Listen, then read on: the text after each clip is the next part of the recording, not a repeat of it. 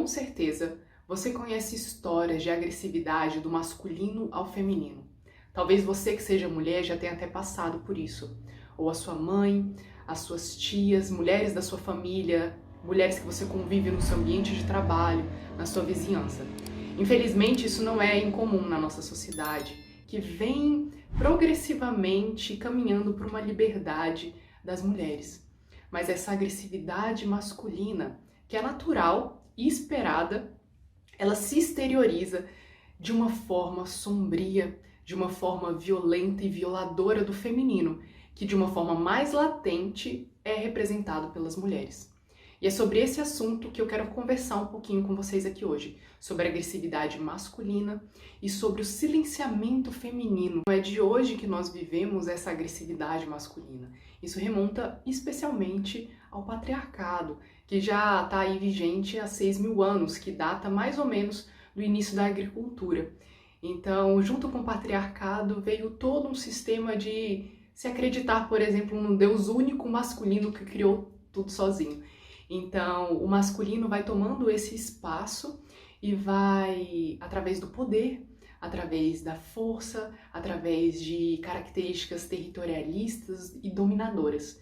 E o feminino vai sendo cada vez mais, foi sendo cada vez mais diminuído, desvalorizado e não visto. Com essa desvalorização do feminino e essa exacerbação dos aspectos masculinos, a gente caminhou para uma unilateralidade. E é aí que reside o grande problema e a grande questão, quando algo se torna unilateral. Mas os questionamentos acontecem e é inegável que as dinâmicas familiares, econômicas e políticas têm se transformado. As mulheres têm ocupado lugares que antes eram inacessíveis e impensados.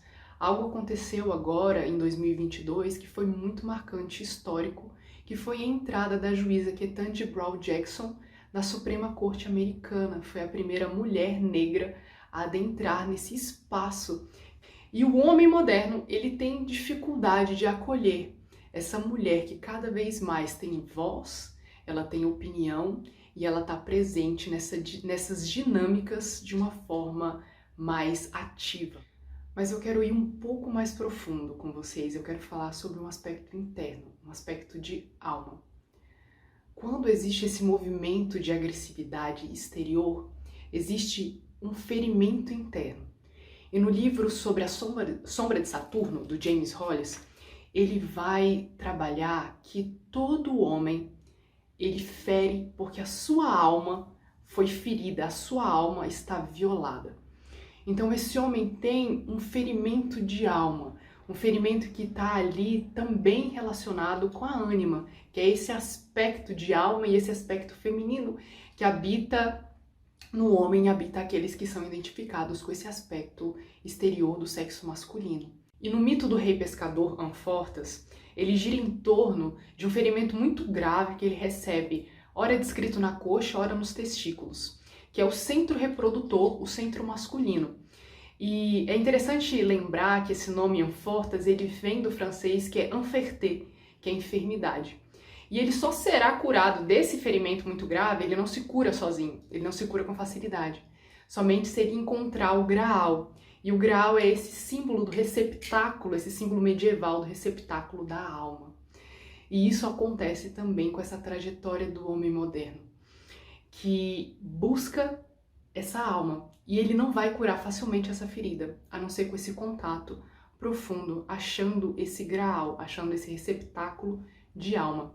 Então, por mais que o homem busque exteriormente sucesso, aquisições financeiras, carros e tantas outras conquistas, ainda existe um vazio. Isso é muito facilmente reconhecido, isso é muito facilmente sentido, mas é dificilmente expressado pelos homens, que têm essa barreira, essa dificuldade emocional de acessar esses conteúdos assim profundos, esses conteúdos de alma. E onde ficam as mulheres nessa dinâmica toda? Nessa questão que não é individual, não é só minha, não é só sua, mas ela nos perpassa, ela nos atravessa. As mulheres muitas vezes se silenciam. E o silenciamento feminino é inegável. Eu contando um relato meu, uma vivência minha, Depois que eu me tornei mãe, eu tenho observado muito os olhares das pessoas e principalmente os olhares das mulheres e das mulheres mães. E eu vejo, na maioria das vezes, um olhar vazio, um olhar para baixo. E na minha fantasia, eu acredito que elas estejam cansadas, talvez, sobrecarregadas, oprimidas e silenciadas. E onde é que está aquela vivacidade do feminino, do fogo no olho, aquela alegria, aquela mulher que se fez mãe, que se fez criadora e que chegou tão perto da grande mãe? Ela está silenciada, com aquele olhar vazio. E é esse feminino adoecido. Esse feminino que está adoecido nos homens e nas mulheres. E para quebrar esse silêncio do que as mulheres passam é muito difícil. Eu vendo um filme que eu vi relances, eu não vi ele todo, é um filme baseado num livro que se passa na França medieval, o nome do filme é O Último Duelo. E nesse filme uma mulher sofre um abuso sexual. E ela tem a coragem, a partir também do sofrimento muito grande que ela passa, dessa violência sofrida, de quebrar o silêncio e falar para o marido e levar para a comunidade de um modo geral. E ela é ridicularizada, ela é questionada, a dúvida sobre ela é muito grande, e aí se vê que muitas mulheres optaram pelo silêncio para manter a própria vida. E ela quase perde a própria vida e a vida do seu marido e toda a realidade que ela acreditava. E isso não fica preso no tempo. A gente vê um caso atual que está movimentando os Estados Unidos, as redes sociais, que é o julgamento do Johnny Depp com a atriz Amber Heard, se eu não me engano o nome dela.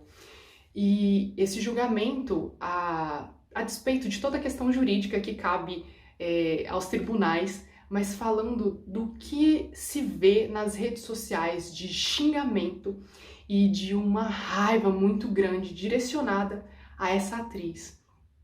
Xingamentos dos mais diversos. E esse repúdio a essa mulher que possivelmente tenha sofrido violências e abusos físicos e abusos psicológicos. Então, quanto uma mulher, mesmo que ela não tenha sofrido isso, né, não nos cabe aqui, mas uma mulher que talvez tenha sofrido isso, ela de alguma maneira ela já sofre uma violência muito grande, uma violência direcionada à mulher por ser mulher. E as taxas de feminicídio só aumentam, elas não abaixam. No Brasil, por exemplo, existe uma taxa de que a cada 2 horas uma mulher morre vítima de feminicídio. E feminicídio, pegando o sentido da palavra, é o assassinato, a lesão, a morte de uma mulher pelo fato dela ser mulher. E nesses crimes se constata que a maioria dos ferimentos, dos golpes que a mulher recebe são direcionados ao ventre ou ao seio, que são receptáculos e partes do corpo que representam muito forte o feminino. Então, as mulheres... e outro dado muito interessante, né, que parte desse silenciamento, é que mais de 95%, se eu não me engano, são 97% das mulheres que foram vítimas de feminicídio não têm nenhuma queixa anterior nenhuma queixa anterior de violência, de abuso, seja abuso físico ou seja uma outra violência psicológica ou de alguma outra maneira. Então, mostra esse silenciamento das mulheres que pagaram com a própria vida e antes disso não tiveram a capacidade ou não puderam quebrar esse silêncio a partir dessa violência, dessa agressividade que infelizmente silencia o feminino que há nas mulheres e os homens tentam silenciar esse feminino que há dentro deles através dessa agressão às mulheres. Esse é um assunto muito profundo, muito sério. Eu trouxe umas pinceladas aqui para vocês sobre esses temas. E o autor do livro que eu comentei, que é sobre A Sombra de Saturno, é um livro sobre masculinidade, que tem poucos ainda. Ele comenta que, historicamente, a mudança numa cultura acontece quando ela se torna unilateral. E que essa compensação vai acontecendo pouco a pouco no inconsciente. Então, talvez a resposta e um dos caminhos seja esse encontro de alma. Esse encontro tanto da alma masculina com o feminino, quanto das próprias mulheres nesse encontro da essência da sua feminilidade e da sua expressão no mundo para a gente conseguir um entrelaçamento e uma harmonia entre os nossos aspectos masculino e feminino.